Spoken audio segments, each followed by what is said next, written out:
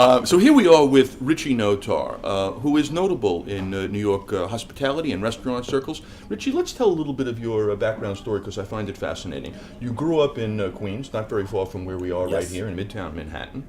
You spent some of your formative years in the business at Studio 54 as the right-hand man of Steve Rubell. That must have been an interesting experience, yeah? Very, and that's a whole nother show. That's a whole show in and of itself.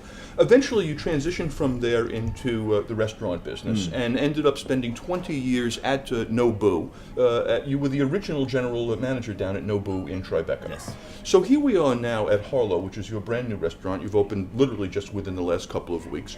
What's the idea behind Harlow? What's the inspiration? What made you want to strike out? Let's start with that. When this became available, I wanted to go back to a little bit of when people dined out, not ate out. I mean, I think we should talk about the fact that we're in what was once the Normandy Hotel, which had been owned many, many years ago by William Randolph Hearst. But I mean, there's also a whole architectural kind of aesthetic. What's your hope with the restaurant? What are you hoping that people will take from the experience? The play here is utilizing the what was here when we got here, and then adding the chandeliers, as you said, picked by Randolph Hearst, the moldings and the high ceilings. I try to sell an experience. You know, you can fill your stomach anywhere in this town. It's Absolutely. Saturated food, and you know better than anyone.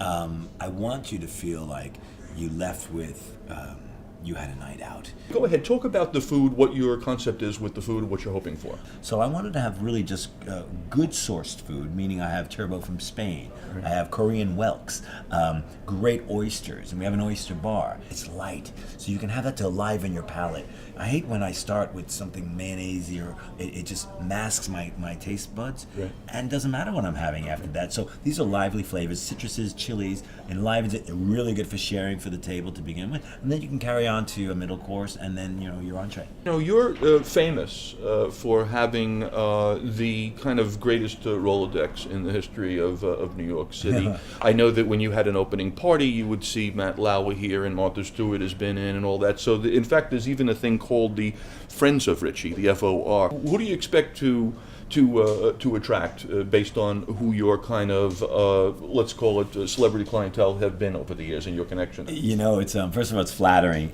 but I'll tell you, I was scarred as a kid. You have to think about what happened. My parents once threw me a surprise party, only because they threw my brother a surprise party the week before. But they planned his. Mine was like, oh shoot, Richie. We got to throw one for Richie. And no one came, and it was a disaster. And to this day, I always underestimate, like, oh, I'm going to open something and no one's going to come. And when Matt came, and Martha Stewart and my friend Howard Stern and all these great people, and they all said, Richie, we came for you. You always have taken care of us. You're a good guy. And almost you need that reconfirmation, too, because it's such a difficult business. And you have essentially curated a place that feels very kind of not just glamorous, but kind of grown up. Yeah. And you can have a conversation, and you can be comfortable. Yeah. And I so from my perspective, you've done that. I mean, And it's a bit of fun too.